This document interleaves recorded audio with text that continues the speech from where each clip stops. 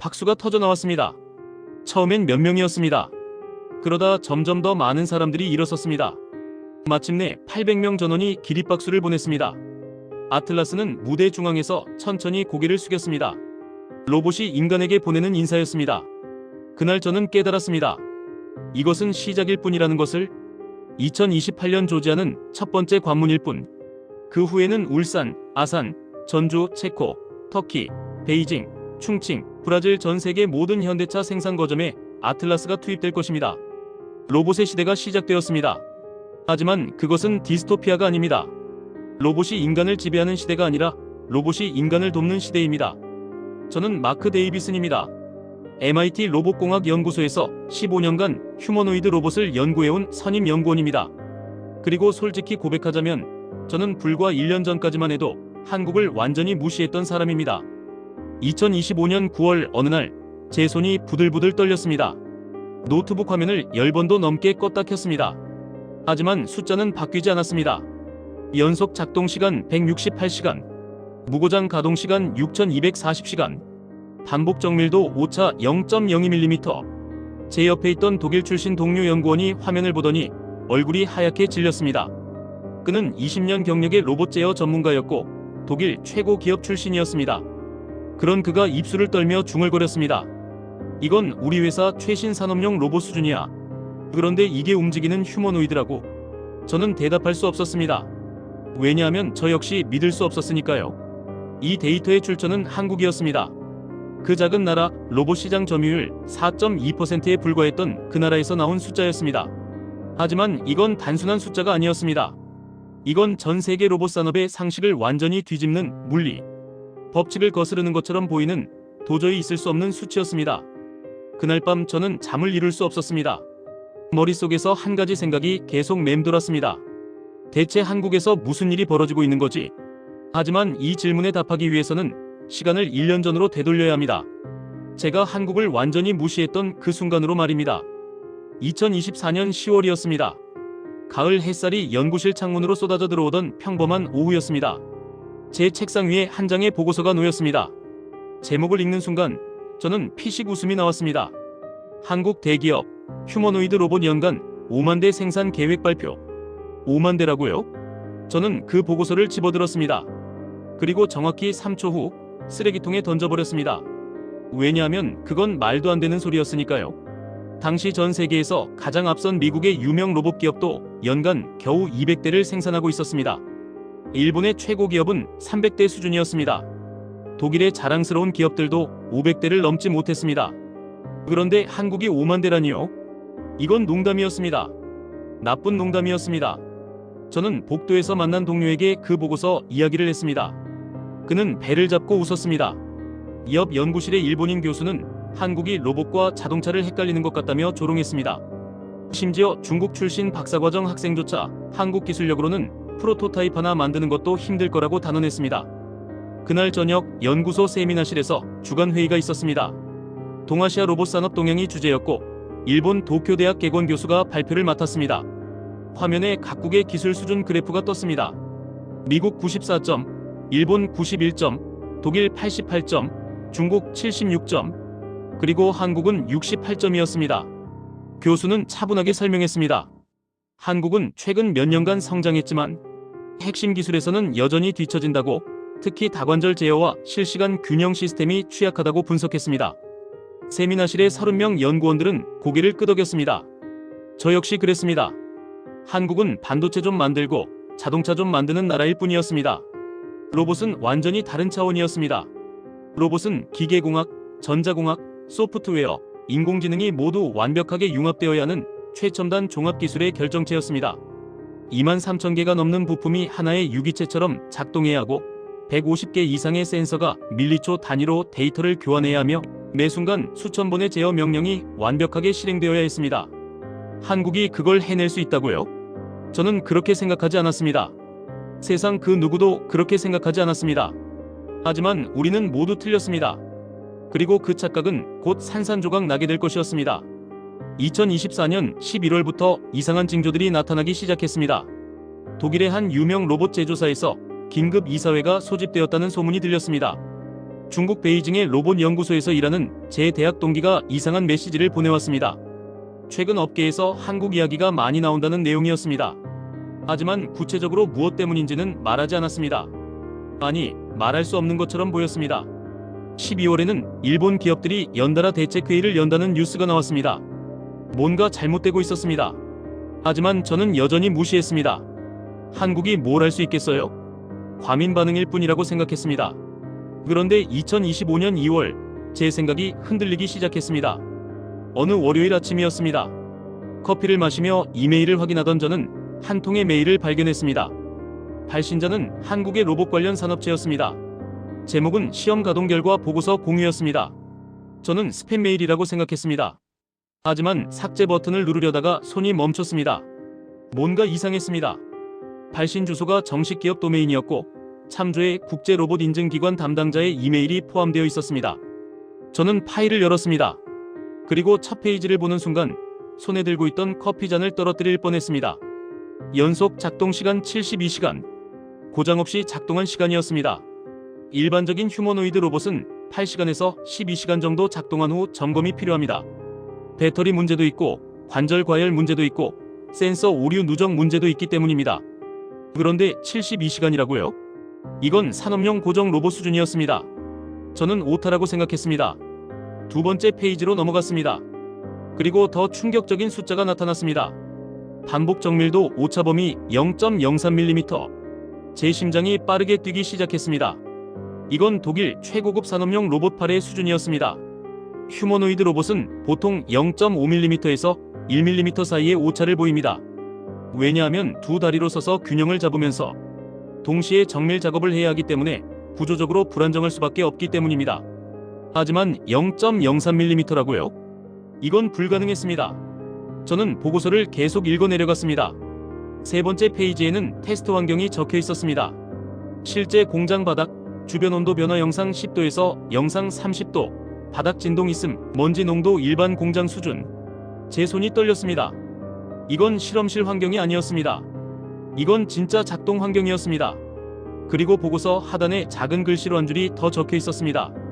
기술 협력사 전기차 배터리 제조 세계 1위 기업. 전기차 모터 제어 시스템 응용. 전기차. 로봇의 전기차 기술을? 저는 멍하니 화면을 바라봤습니다. 뭔가 연결되기 시작했습니다. 하지만 아직 완전히 이해할 수는 없었습니다. 저는 보고서를 인쇄해서 옆 연구실로 달려갔습니다. 수전 박사가 있는 곳이었습니다.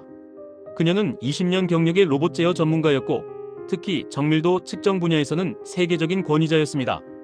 저는 숨을 헐떡이며 보고서를 건넸습니다. 수전은 첫 페이지를 보더니 눈썹을 찌푸렸습니다. 두 번째 페이지를 보더니 안경을 벗었습니다. 세 번째 페이지를 보더니 의자에서 일어났습니다.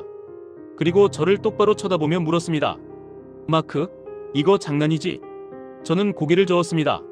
수전은 다시 보고서를 들여다봤습니다. 그녀의 손도 떨리고 있었습니다. 한참 후 그녀가 입을 열었습니다. 만약 이게 사실이라면 우리가 지난 10년간 해온 연구는 의미가 없어져.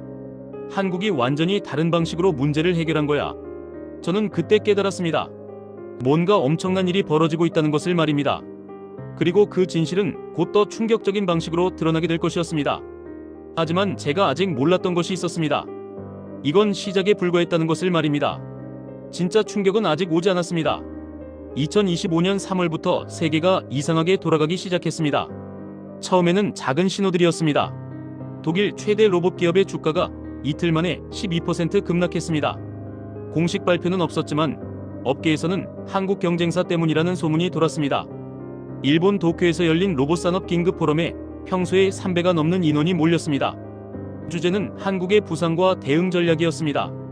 중국 선전의 한 대형 전자기업이 자사 로봇 개발 계획을 전면 재검토한다고 발표했습니다. 뭔가 거대한 변화가 시작되고 있었습니다. 그리고 그 중심에는 한국이 있었습니다. 하지만 여전히 구체적인 정보는 없었습니다. 한국이 정확히 무엇을 어떻게 하고 있는지 아무도 모르고 있었습니다. 그저 어렴풋한 두려움만이 업계를 감싸고 있었습니다. 3월 셋째 주, 저는 스탠퍼드 대학에서 열린 로봇 컨퍼런스에 참석했습니다. 그곳에서 우연히 독일 기업의 수석 연구원을 만났습니다. 그는 제가 잘 아는 사람이었습니다. 5년 전 공동 연구를 진행했던 동료였고 항상 냉철하고 이성적인 판단으로 유명했습니다. 하지만 그날 그의 모습은 달랐습니다. 얼굴에는 피로가 역력했고 눈 밑에는 다크서클이 깊게 패여 있었습니다. 저는 그에게 물었습니다. 무슨 일이야? 그는 주위를 둘러보더니 작은 목소리로 말했습니다. 한국이 뭔가를 숨기고 있어. 우리 회사가 입수한 정보에 따르면 그들은 이미 프로토타입 단계를 넘어섰어. 지금은 양산 준비 중이야. 저는 고개를 저었습니다. 양산은 무슨, 아직 기술 검증도 안 끝났을 텐데. 그가 저를 똑바로 쳐다봤습니다. 마크, 넌 아직도 모르는구나. 한국은 우리와 다른 게임을 하고 있어. 그들은 로봇 회사가 아니야. 그들은 자동차 회사야. 자동차 회사라고요? 그 말의 의미를 이해하는데 몇 초가 걸렸습니다. 그는 계속 말했습니다. 한국 기업은 연간 수백만 대의 자동차를 만들어 복잡한 기계를 대량으로 찍어내는 시스템을 완벽하게 갖추고 있지. 그리고 지금 그들은 그 시스템을 로봇에 적용하고 있어.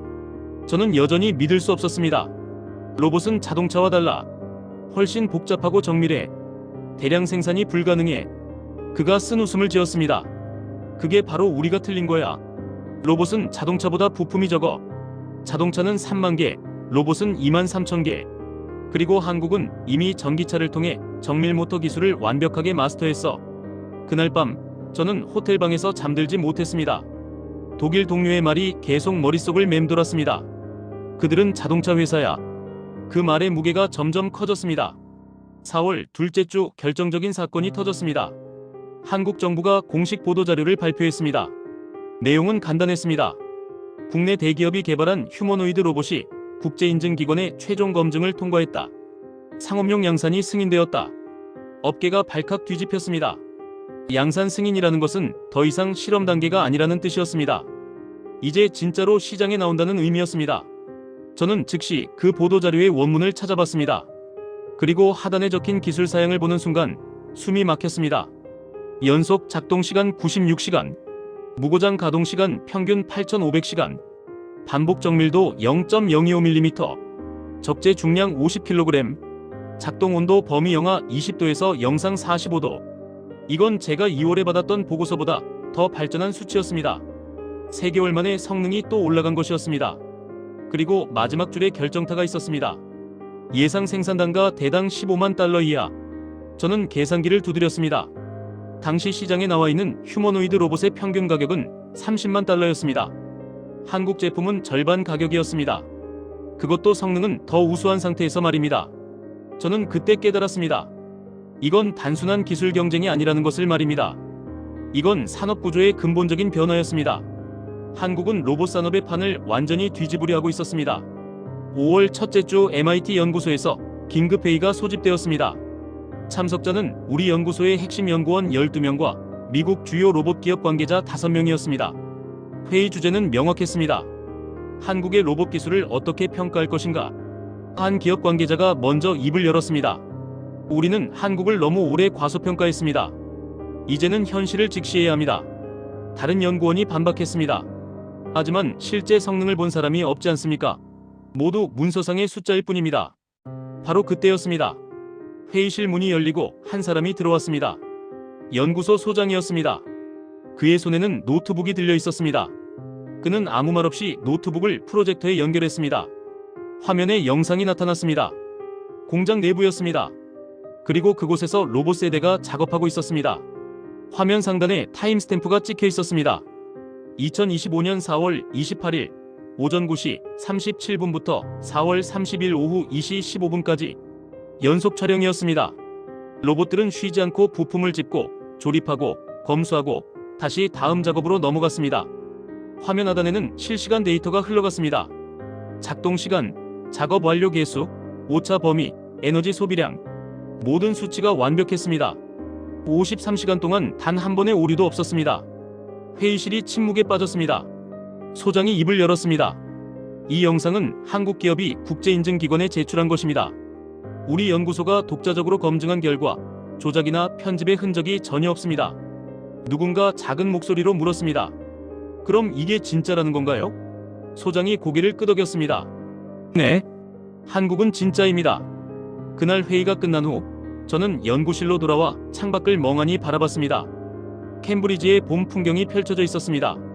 하지만 제 머릿속은 복잡했습니다. 한국이 어떻게 이런 일을 해냈는지 도저히 이해할 수 없었습니다. 그리고 가장 중요한 질문이 남아 있었습니다. 한국의 비밀 무기는 대체 무엇인가? 그 답을 얻기 위해서는 제가 직접 한국에 가야 했습니다. 하지만 그 전에 한 가지 결정적인 사건이 더 벌어질 예정이었습니다. 그것은 전 세계가 지켜보는 가운데 펼쳐질 충격의 현장이었습니다. 2025년 6월 첫째 주였습니다. 싱가포르 마리나 베이 샌즈 컨벤션 센터 아시아 로봇 산업 박람회가 개막했습니다. 저는 기조연설자로 초청받아 싱가포르행 비행기에 올랐습니다. 주제는 차세대 휴머노이드 로봇의 기술적 과제였습니다. 하지만 솔직히 말하자면 저는 다른 목적이 있었습니다. 한국 기업의 발표를 직접 보는 것이었습니다. 행사장에 도착하자 이상한 분위기가 감지되었습니다. 복도에서 만난 사람들은 모두 같은 이야기를 하고 있었습니다. 한국 부스에 가봤어? 한국 발표 시간이 언제지? 한국 담당자를 만날 수 있을까? 6개월 전 디트로이트 박람회와는 완전히 달랐습니다. 그때는 한국 발표의 절반이 자리를 떠났었습니다. 하지만 지금은 오히려 사람들이 몰려들고 있었습니다. 제 기조연설이 오전에 끝났습니다. 그리고 오후 2시 한국 기업의 발표가 시작되었습니다. 발표장 입구에 이미 긴 줄이 서 있었습니다. 850석 규모의 홀이 꽉 찼습니다. 심지어 뒤쪽 입석 공간까지 사람들로 가득했습니다. 저는 객석 뒷자리에 자리를 잡았습니다. 무대에 조명이 켜졌습니다. 한국 기업의 수석 엔지니어가 등장했습니다. 그는 간단한 인사말 후 곧바로 화면을 띄웠습니다. 첫 슬라이드에는 단 하나의 문장만 적혀 있었습니다. 로봇은 이제 현실입니다. 두 번째 슬라이드로 넘어갔습니다. 영상이 재생되었습니다. 공장 내부였습니다. 천장 높이 12m, 바닥 면적 약 5,000제곱미터 규모의 자동차 부품 조립 라인이었습니다. 그리고 그곳에서 로봇들이 작업하고 있었습니다. 휴머노이드 형태였습니다. 높이는 약 1.7m, 팔 2개, 다리 2개. 하지만 움직임이 달랐습니다. 기존 로봇들처럼 뻣뻣하지 않았습니다. 마치 숙련된 작업자처럼 자연스럽게 움직였습니다. 화면에 숫자가 나타났습니다. 연속 작동 시간 168시간. 일주일이었습니다. 객석에서 웅성거림이 시작되었습니다. 엔지니어가 설명을 이어갔습니다. 이 로봇들은 지난 3개월간 실제 생산 라인에서 가동되었습니다. 총 누적 작동 시간은 6,240시간입니다. 고장으로 인한 정지는 단 한 번도 없었습니다. 제 옆에 앉은 일본 기업 임원이 작은 목소리로 중얼거렸습니다. 불가능한 숫자야. 뭔가 속임수가 있을 거야. 다음 슬라이드가 떴습니다. 정밀도 데이터였습니다. 반복 작업 오차 범위 0.02mm. 그리고 중요한 추가 정보가 있었습니다. 측정 환경 실제 공장 바닥. 로봇 상태 이동하며 작업 수행 중. 주변 온도 영상 5도에서 영상 35도. 바닥 진동 있음. 먼지 농도 일반 공장 수준. 저는 숨을 삼켰습니다. 이건 실험실 데이터가 아니었습니다. 이건 진짜 현장 데이터였습니다. 일본 임원은 더 이상 중얼거리지 않았습니다. 그는 메모를 하기 시작했습니다. 엔지니어가 다음 내용으로 넘어갔습니다.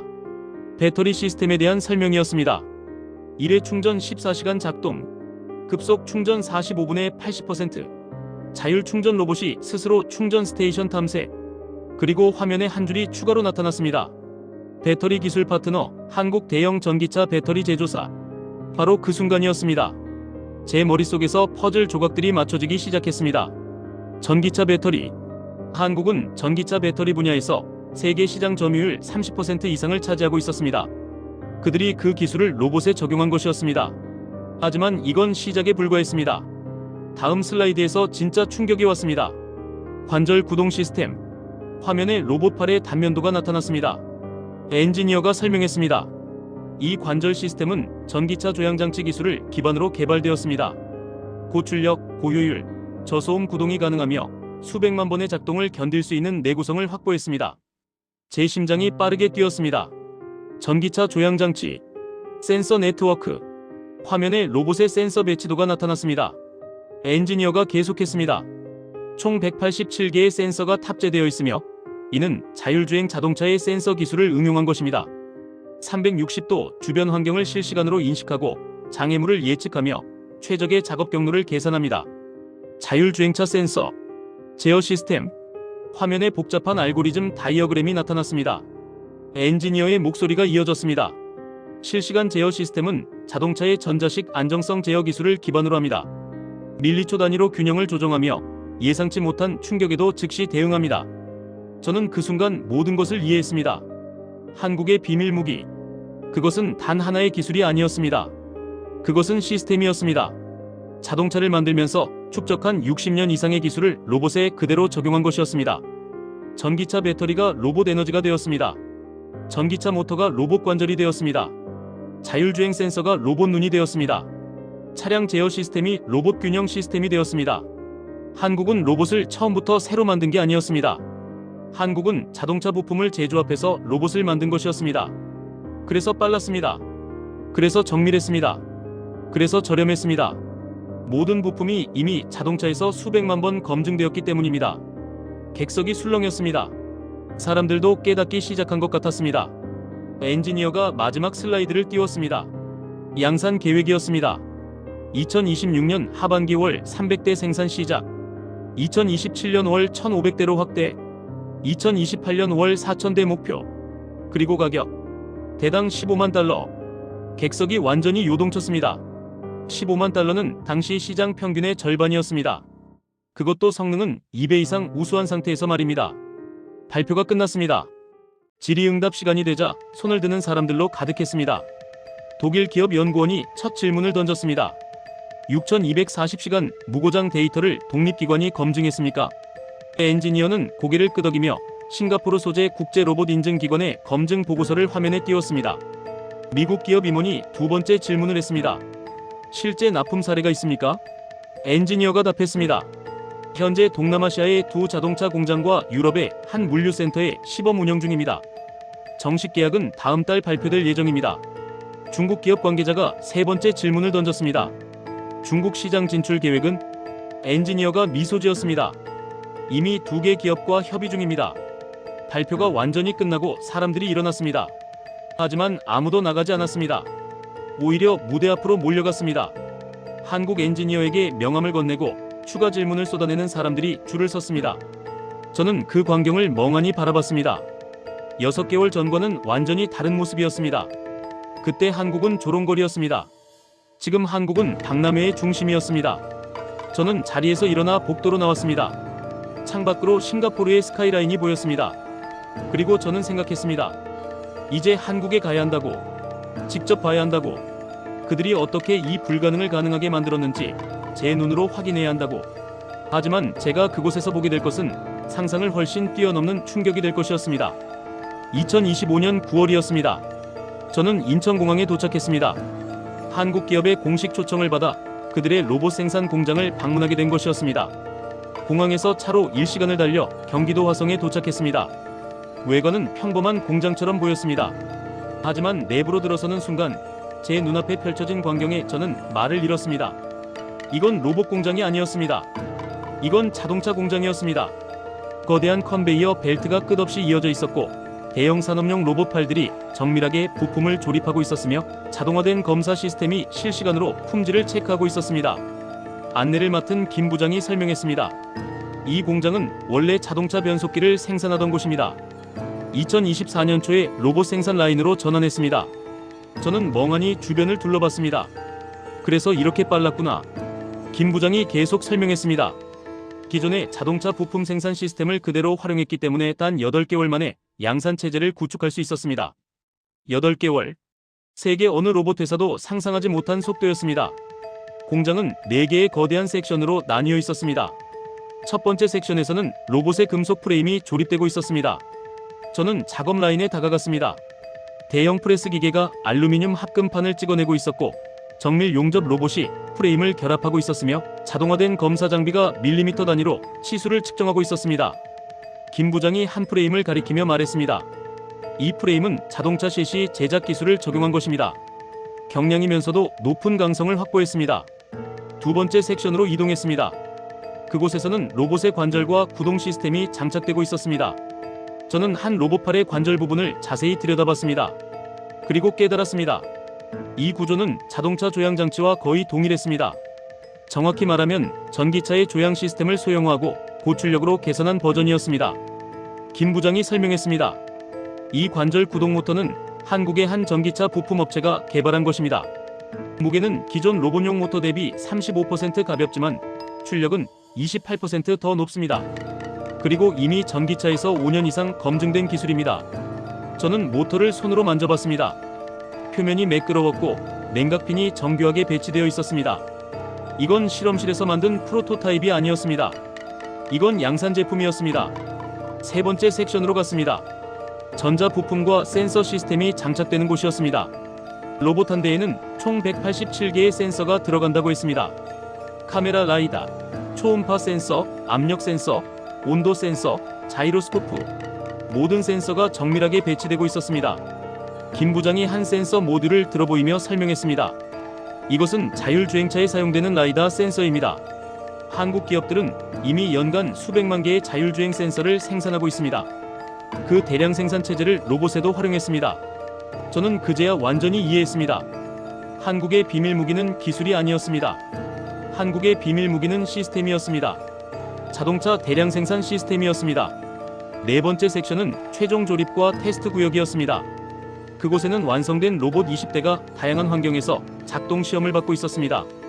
어떤 로봇은 계단을 오르내리고, 어떤 로봇은 무거운 물체를 옮기고, 어떤 로봇은 정밀한 조립 작업을 수행했습니다. 김 부장이 한 로봇을 가리켰습니다. 저 로봇은 48시간 동안 쉬지 않고 테스트 중입니다. 현재까지 단 한 번의 오류도 발생하지 않았습니다. 저는 테스트 데이터를 보여달라고 요청했습니다. 김 부장은 태블릿을 꺼내 화면을 보여줬습니다. 지난 6개월간 이 공장에서 생산된 로봇 1840대의 테스트 결과가 기록되어 있었습니다. 평균 무고장 작동 시간 6890시간, 불합격률 2.1%. 제 손이 떨렸습니다. 이건 자동차 품질 수준이었습니다. 로봇이 아니라 자동차 말입니다. 한국은 정말로 로봇을 자동차처럼 만들고 있었습니다. 공장 견학이 끝나고 회의실로 이동했습니다. 그곳에서 이 기업의 부사장이 저를 맞이했습니다.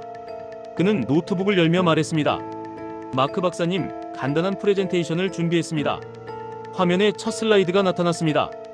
단 한 줄의 문장이 적혀 있었습니다. 우리는 로봇 회사가 아닙니다. 우리는 자동차 회사가 로봇을 만드는 것입니다. 부사장이 설명을 시작했습니다. 전 세계 로봇 회사들은 로봇을 특수 제품으로 취급합니다. 하지만 우리는 로봇을 양산 제품으로 접근합니다. 자동차 한 대에는 3만 개의 부품이 들어갑니다. 우리는 그것을 연간 수백만 대 규모로 생산합니다.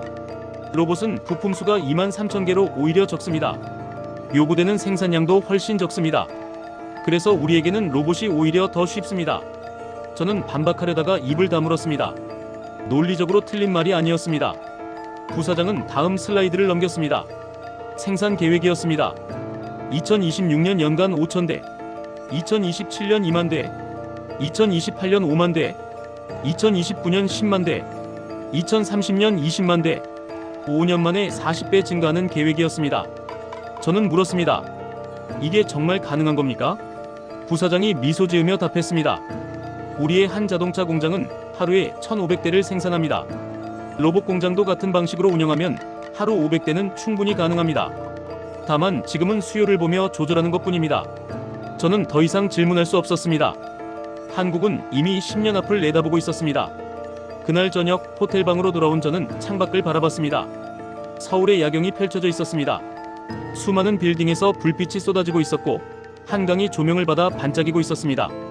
저는 노트북을 열고 보고서를 작성하기 시작했습니다. 제목은 한국 로봇 산업의 혁명적 생산 시스템 분석이었습니다. 첫 문장을 이렇게 시작했습니다. 한국은 로봇 기술에서 뒤처진 것이 아니다. 한국은 아예 다른 게임을 하고 있었다. 그리고 핵심 내용을 적었습니다. 한국의 경쟁력은 단일 기술이 아니라 시스템에서 나온다. 자동차 산업으로 축적한 60년 이상의 양산 노하우, 전기차와 배터리에서 얻은 최신 기술력, 이미 구축된 부품 공급망과 품질 관리 체계, 이 모든 것이 유기적으로 결합되어 로봇 대량 생산을 가능하게 만들었다. 보고서를 마무리하며 저는 마지막 문장을 적었습니다. 한국의 성공은 우연이 아니다. 이것은 철저한 전략의 결과이며 세계 로봇 산업의 판도를 영원히 바꿀 혁명이다. 저는 파일을 저장하고 노트북을 닫았습니다. 그리고 생각했습니다. 이제 세계가 어떻게 반응할 것인가? 미국은 어떻게 대응할 것인가? 중국은 어떻게 움직일 것인가? 유럽은 어떤 전략을 세울 것인가? 그 답은 곧 충격적인 방식으로 드러나게 될 것이었습니다. 한국에서 돌아온 저는 즉시 긴급 보고서를 작성했습니다. MIT 로봇공학연구소는 물론 미국의 주요 로봇 제조사와 국방부 산하 연구기관에도 배포했습니다. 반응은 즉각적이었습니다. 2주 후 워싱턴 DC에서 긴급회의가 소집되었습니다. 국방부 첨단기술개발국 관계자 5명, 주요 로봇기업 임원 8명, 학계 전문가 4명이 참석했습니다. 회의실 분위기는 무거웠습니다. 국방부 고위 관계자가 먼저 입을 열었습니다. 한국이 연간 20만 대 규모의 휴머노이드 로봇을 생산할 수 있다면 이것은 단순한 상업적 문제가 아닙니다. 전략적 자산입니다. 한 로봇 기업 CEO가 더 직접적으로 말했습니다. 한국 기업이 대당 15만 달러에 공급한다면 미국 기업들은 가격 경쟁력을 완전히 상실합니다. 우리 생산 단가는 28만 달러에서 35만 달러입니다. 침묵이 흘렀습니다. 저는 제가 본 것을 설명했습니다. 한국의 경쟁력은 저렴한 인건비가 아닙니다. 시스템입니다. 그들은 자동차 생산으로 다져진 60년 이상의 양산 노하우를 가지고 있습니다. 이미 구축된 부품 공급망과 품질 관리 체계를 로봇에 그대로 적용하고 있습니다. 한 참석자가 물었습니다. 그렇다면 미국은 어떻게 대응해야 합니까? 아무도 즉답하지 못했습니다. 회의가 끝난 후 한 국방부 관계자가 저에게 따로 다가왔습니다. 그는 조용히 말했습니다. 솔직히 말씀드리자면 우리는 이미 늦었습니다. 한국이 구축한 시스템을 따라잡으려면 최소 10년은 걸릴 겁니다. 그로부터 한 달 후 상황은 더 악화되었습니다. 중국의 대형 물류기업이 한국 기업과 로봇 2,500대 공급 계약을 체결했다는 뉴스가 나왔습니다. 계약 규모 3억 7,500만 달러. 납품 시작 2026년 상반기. 이건 단순한 거래가 아니었습니다. 중국은 자국 내에도 수십 개의 로봇 제조사가 있었습니다. 하지만 한국 제품을 선택한 것이었습니다. 이유는 명확했습니다. 성능과 신뢰성에서 압도적 차이가 있었기 때문입니다. 일주일 후 더 큰 충격이 왔습니다. 독일의 한 자동차 제조사가 한국 기업과 5년간 1만 5천 대 규모의 공급 계약을 체결했습니다. 독일이었습니다. 로봇 기술의 본고장이라 자부하던 그 독일이 한국 제품을 선택한 것이었습니다. 제 이메일함은 전 세계 동료들의 메시지로 폭발했습니다. 독일 교수 한국이 우리를 추월했습니다. 일본 연구원 자국 기업들이 비상입니다. 프랑스 엔지니어 유럽연합 차원의 대응이 필요합니다. 중국 동료 우리도 10년은 더 필요합니다. 2025년 11월 저는 다시 한국을 방문했습니다. 서울에서 열린 국제 로봇 컨퍼런스 참석차였습니다. 행사장은 40개국 1,500명 이상으로 붐볐습니다. 첫날 기조연설은 한국 기업 회장이 맡았습니다. 그는 단상에 올라 차분하게 말했습니다. 로봇 산업의 패러다임이 바뀌고 있습니다. 로봇은 더 이상 연구실의 실험품이 아닙니다. 공장의 생산품입니다. 그리고 폭탄 선언을 했습니다. 우리는 2030년까지 전 세계 휴머노이드 로봇 시장의 35%를 점유하겠습니다. 이를 위해 향후 5년간 총 80억 달러를 투자합니다. 객석에서 카메라 플래시가 터졌습니다. 35%. 이건 시장 지배를 선언한 것이었습니다.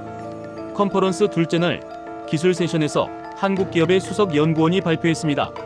로봇 대량 생산의 핵심 기술들이 상세히 공개되었습니다. 모듈화 설계, 자동화 조립 라인, 실시간 품질 검사, 예측 유지 보수 알고리즘. 발표가 끝나고 미국 기업 임원이 질문했습니다. 이 기술을 다른 나라와 공유할 의향이 있습니까? 연구원이 잠시 생각하다 답했습니다. 기술 라이선스는 가능합니다. 하지만 핵심은 기술이 아니라 시스템입니다. 그리고 시스템은 하루아침에 구축되지 않습니다. 정확한 답변이었습니다. 한국의 강점은 특정 기술이 아니라 전체 생태계였습니다. 컨퍼런스 마지막 날 저는 동료들과 비공식 회의를 가졌습니다. 미국 2명, 독일 1명, 일본 2명, 중국 1명. 우리는 솔직하게 의견을 나눴습니다. 결론은 명확했습니다. 한국은 이미 게임 체인저가 되었고 앞으로 5년 내에 시장 지배력은 더욱 강화될 것이라는 데 모두 동의했습니다. 독일 동료가 한숨을 쉬었습니다. 우리는 한국을 너무 오래 과소평가했습니다. 반도체와 디스플레이에서 보여준 것처럼 로봇에서도 같은 일이 벌어지고 있습니다. 일본 동료들도 고개를 끄덕였습니다. 중국 동료는 조심스럽게 말했습니다. 우리가 한국을 따라잡으려면 최소 10년은 더 필요할 것 같습니다. 서울을 떠나는 비행기 안에서 저는 창밖을 내다봤습니다. 한강이 굽이쳐 흐르고 빌딩들이 빽빽이 들어선 도시가 보였습니다. 그리고 저는 생각했습니다. 이 작은 나라가 어떻게 이런 일을 해냈는지. 답은 단순했습니다. 그들은 포기하지 않았고 자신들의 강점을 정확히 파악했으며 그것을 새로운 영역에 과감하게 적용했습니다. 하지만 한국의 충격은 여기서 끝이 아니었습니다. 진짜 쇼는 이제 시작이었습니다. 2026년 1월이었습니다. 라스베이거스 만달레이 베이 컨벤션 센터 세계 최대 전자제품 박람회가 개막했습니다.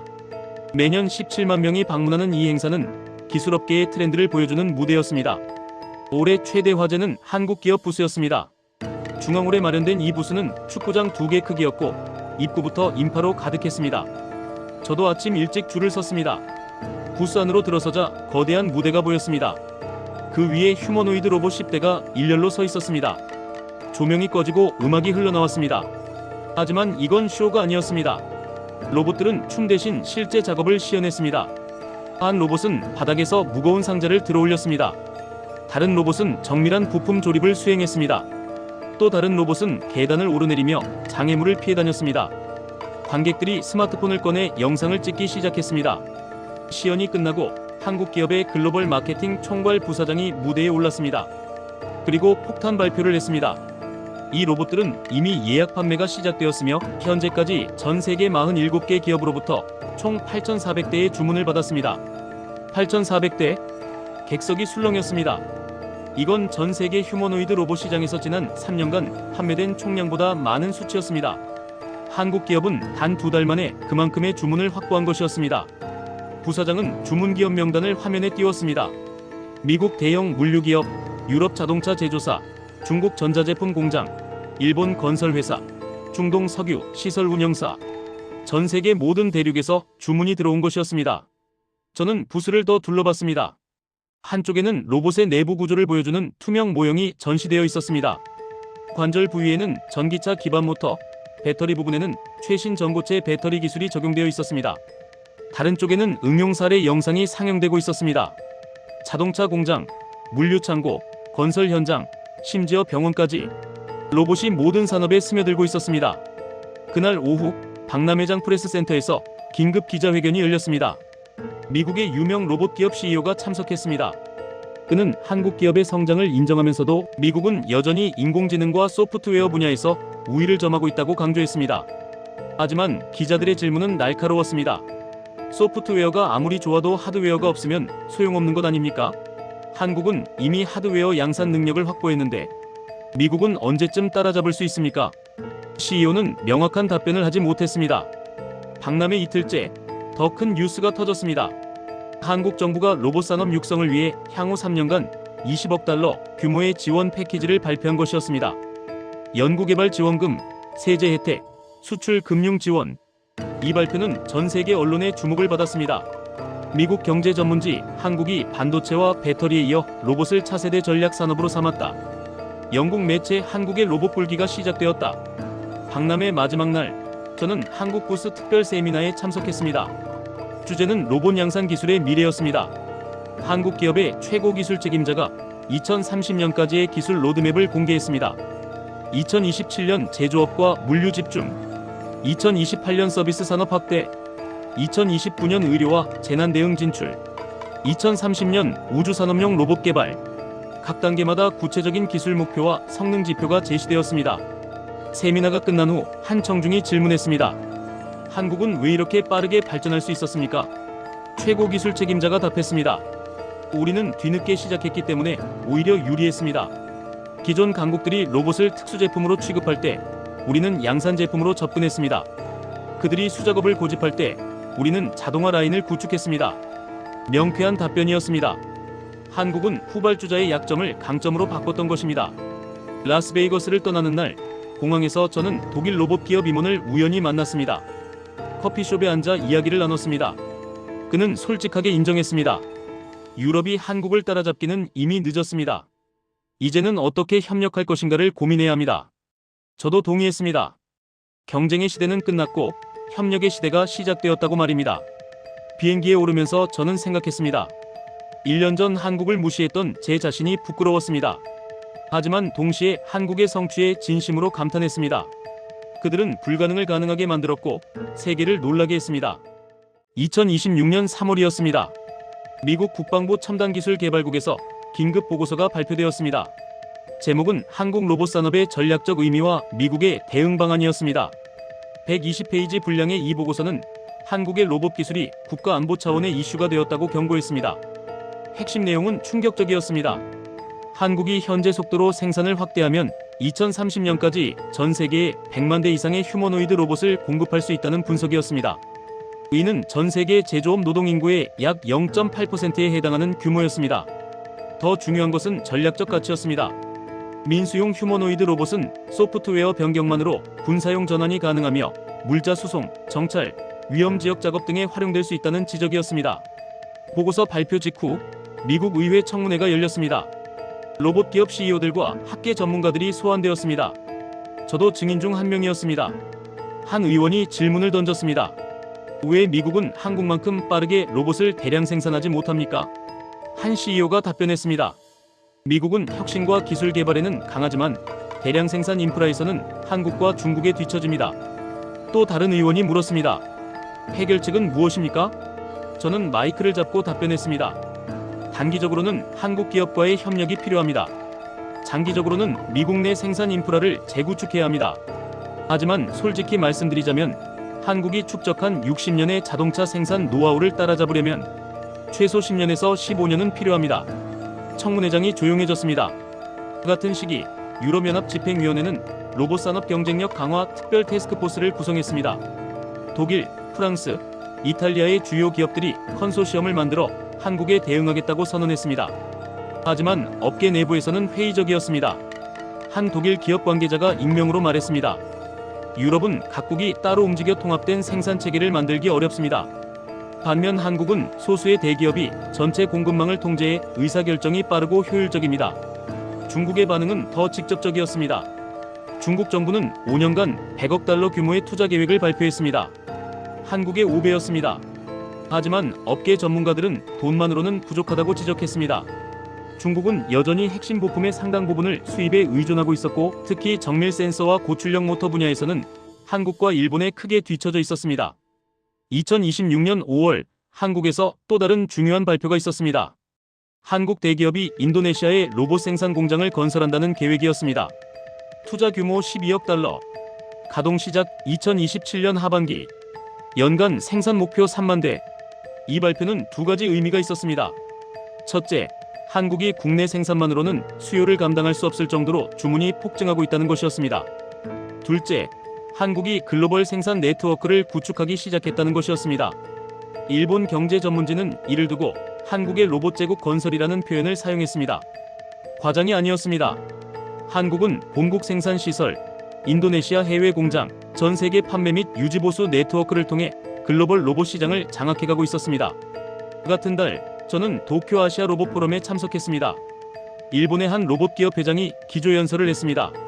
그는 일본이 로봇 분야에서 오랜 전통을 가지고 있지만 최근 한국의 부상으로 위기를 맞고 있다고 솔직하게 인정했습니다. 그는 특히 한국의 양산 능력을 강조했습니다. 일본 기업들은 여전히 고품질 소량 생산을 고수하는데 시장은 이제 합리적 가격의 대량 공급을 원합니다. 한국은 바로 그 시장 요구에 정확히 부응하고 있습니다. 포럼 후 저녁 식사 자리에서 여러 나라 전문가들과 대화를 나눴습니다. 모두가 같은 결론에 도달했습니다. 한국의 성공은 우연이 아니라 철저한 전략의 결과였다는 것입니다. 싱가포르 교수가 말했습니다. 한국은 자신들의 강점이 무엇인지 정확히 알고 있었습니다. 반도체에서 성공했던 방식, 디스플레이에서 성공했던 방식, 배터리에서 성공했던 방식을 로봇에 그대로 적용했습니다. 대규모 투자, 빠른 양산, 공격적인 가격 정책. 이 세 가지가 한국의 공식입니다. 6월 초 저는 MIT 연구소로 돌아와 새로운 연구 프로젝트를 시작했습니다. 주제는 한국식 로봇 양산 모델의 미국 적용 가능성이었습니다. 연구비는 국방부와 민간 기업들이 공동 지원했습니다. 연구를 진행하면서 저는 깨달았습니다. 한국 모델을 그대로 복제하는 것은 불가능하다는 것을 말입니다. 한국은 수십 년에 걸쳐 구축된 독특한 산업 생태계를 가지고 있었고 그것은 하루아침에 만들어질 수 없었습니다. 대신 미국은 자신의 강점을 살려야 했습니다. 인공지능, 클라우드 컴퓨팅, 소프트웨어 플랫폼. 이런 분야에서 미국은 여전히 세계 최고였습니다. 문제는 이 소프트웨어 기술을 한국이 만든 하드웨어와 어떻게 결합할 것인가였습니다. 저는 보고서를 작성했습니다. 결론은 명확했습니다. 미국과 한국은 경쟁하기보다는 협력해야 한다는 것이었습니다. 한국이 하드웨어를 공급하고 미국이 소프트웨어를 제공하며 양국이 함께 글로벌 로봇 산업을 이끌어가는 구조가 가장 합리적이라는 제안이었습니다. 이 보고서는 정부와 업계에서 긍정적인 반응을 얻었습니다. 실제로 몇몇 미국 기업들이 한국 기업과 전략적 파트너십을 논의하기 시작했습니다. 경쟁에서 협력으로 패러다임이 바뀌고 있었습니다. 2026년 말이 다가오고 있었습니다. 저는 그 해를 돌아보며 많은 생각을 했습니다. 불과 2년 전만 해도 한국의 로봇 산업 발표를 비웃었던 제 자신이 떠올랐습니다. 그리고 지금 저는 한국을 세계 로봇 산업의 리더로 인정하고 있었습니다. 12월 첫째 주 한국 기업이 중요한 이정표를 달성했다는 뉴스가 나왔습니다. 누적 생산량 1만 대 돌파. 전 세계 휴머노이드 로봇 역사상 단일 기업으로는 최초의 기록이었습니다. 더 놀라운 것은 이 1만 대가 모두 판매되었다는 사실이었습니다. 재고 0대.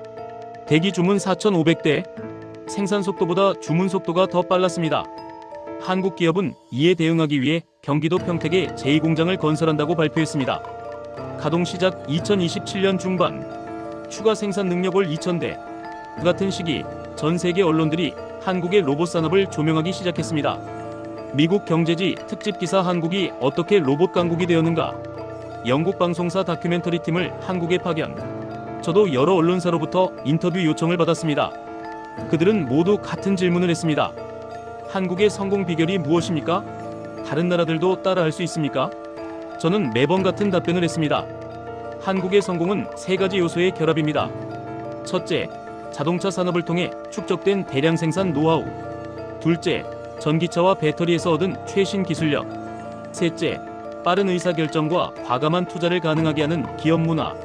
그리고 덧붙였습니다. 이 세 가지는 하루아침에 만들어지지 않습니다. 한국은 수십 년에 걸쳐 이것을 준비해왔고 로봇은 그 결실을 거두는 분야일 뿐입니다.